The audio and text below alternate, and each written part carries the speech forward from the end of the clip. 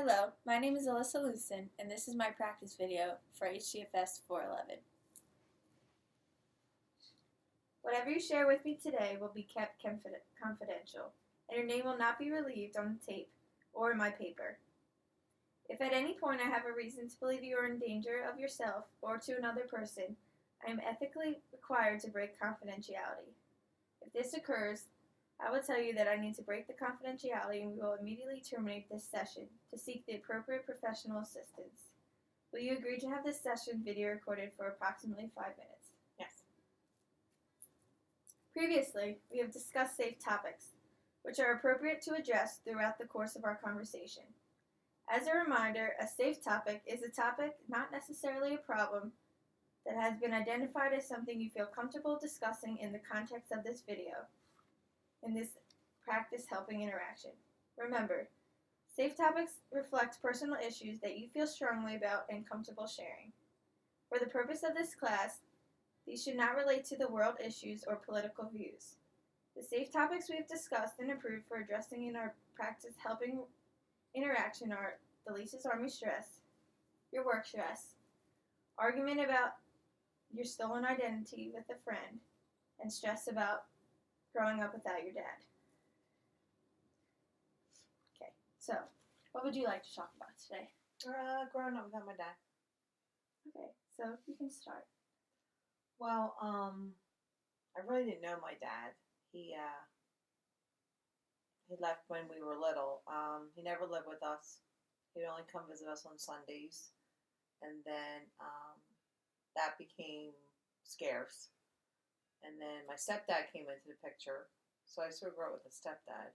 But my dad then got mad at me when I got pregnant when I was 17. And he sort of said that I disgraced him and left. So how does that make you feel exactly? I guess abandoned. Not loved, I guess, when I was little. When I look back, it's like, I always wanted to be loved by my dad. He was never around. I could never say, go home and say, I want to go see my dad. Or father-daughter dances didn't exist because I didn't have a dad to take to the father-daughter dance. And I felt bad asking my stepdad because then they would always call him Mr. Yanelli. And his name wasn't Mr. Yanelli. It was Mr. Cantoral. So you feel abandoned by your dad because you feel he wasn't there throughout your life? Yeah, he wasn't there. He just came and gave us money and never gave us any love or support or anything. Do you have a relationship with your stepdad? I do. I feel that my stepdad's my dad. So you feel like he took the place of your actual dad? He actually took the place of my actual dad. Yeah, he stepped in when we needed him, and we didn't call him dad, but we should have called him dad, but we didn't call him dad. My mom wouldn't let us call him dad, and don't ask me why. I don't know why. Does that upset you? It does upset me because I think he earned the respect to be called dad, and we never called him dad. How long was your dad in your life for? My real your dad? Actual dad. Probably, I got pregnant at 17, so I saw him probably up till I was 17, but maybe like I said, once a week, twice a month, maybe 3 times a month if we were lucky. Do you feel you have like a dad bond with your stepdad? Oh yeah, absolutely. Yeah. Oh yeah, Ray stepped in and became our dad. Only really to me and my sister Michelle. My older siblings were a little older and they sort of rebelled and didn't really accept him as dad. They do now.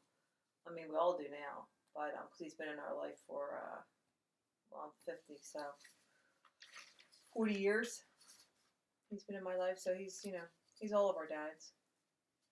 Well, you seem happy that you have a new dad replacement in your life. Do you feel that you're happy because you have someone that replaced that dad bond? Yeah, I mean, I still had that that void or that abandonment issue a little bit. Not much, but I still wonder, like, how do you have children and not want to be a part of your children's life? That's what bothers me. Not the and my stepdad came in. Like I said, we were young, except for my older siblings were a lot older. But he took the role. But like I said, we weren't allowed to call him dad, so it was dad, but it wasn't dad. So you feel a void, but do you think you could ever get over that void as time progresses? I don't know if you can get over the void. I think one can make the void smaller. I think the void will always be there. I just think it becomes smaller, or you build up scar tissue on it, on top of it, so you don't feel it as much. Right. Well, unfortunately, that's all the time we have for today, but I'm looking forward to speaking with you in our next session, and hopefully we can continue. All right, thank you.